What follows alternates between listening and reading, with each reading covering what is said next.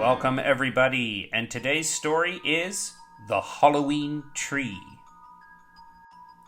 I hope you've been enjoying all the spooky Halloween content. Please check out the Halloween playlist on the channel, and if you haven't subscribed already, then please subscribe. Today's story is The Halloween Tree. The Christmas tree farm bustled with excitement. Carols played as families moved up and down the rows of tall pine trees, exclaiming, "This one is beautiful," or "That one is perfect." Looking at the fancy decorated tree at the front, one sapling grumbled, "I don't like lights, I don't like decorations, and I don't like people." As trees disappeared off the lot, the little tree mumbled, "I don't want to be a Christmas tree. I never want to leave this spot."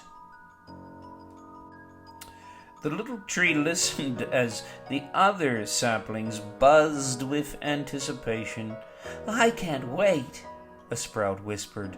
"Colored lights," one sighed. "I hope I get a star on my top," said another. The little tree grumbled, "I don't want to become a Christmas tree, and I'm not going to." As the little tree grew, its limbs became snarled and twisted. Every time needles sprouted, thoughts of being decorated with lights and ornaments made them turn brown and fall off. The tree looked nothing like the others. One day, all the trees on the lot disappeared. All except one. Eventually, houses began to appear. And with houses came families. By then, the tree had grown tall and broad. Its limbs were twisted and covered with strange knobs. One summer, the tree heard children's voices coming near and scoffed. "People." "Yikes!" a boy named Ben cried. "That tree looks grumpy."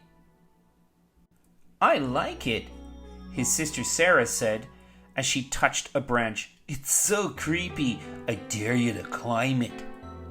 Their friend Thomas challenged her. Sarah pulled herself up into the tree and sat on a cozy bough. "It's like a pirate ship," she shouted, and waved for the others to join her. All the children climbed aboard. When the neighborhood kids needed a hideout, the tree became their fort. When they played astronauts and aliens, it was their spaceship.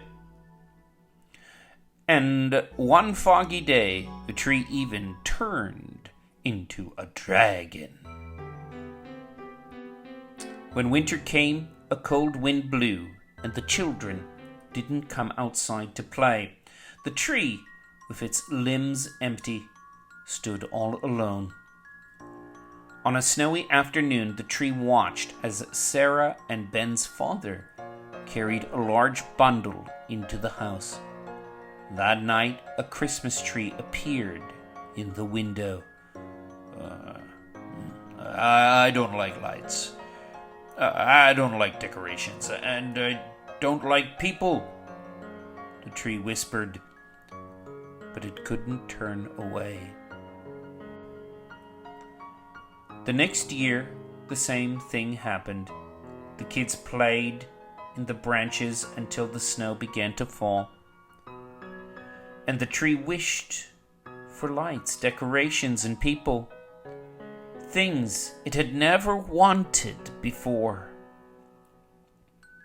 One spring, the tree tried to make its needles grow properly, but after years of trying to stop them, they came in looking all wrong. By summer, they had fallen off. A few months later, Sarah and Ben's parents were decorating for Halloween. Their father looked across the yard and said, "Ugh, that is one horrible old tree. We should cut it down." Their mother agreed. "Not now," the tree thought. "Not now that my limbs are full of happy children." Up in the branches, Sarah whispered, "No, they can't." "We have to save our tree," Thomas cried. "I know what to do," Ben said, and whispered his plan to the other kids. They climbed down and raced away to gather supplies. When they came back, Ben was already up in the tree, wedging a huge jack-o'-lantern in a nook. They all climbed up, and from the tree's branches they hung white and orange lights. Cobwebs made from string, rubber spiders, cardboard cats, and bats, ghosts, witches, and skeletons. That night, the parents and all the neighbors gathered to admire the tree. The children danced beneath, shouting, "Trick or treat," to each other.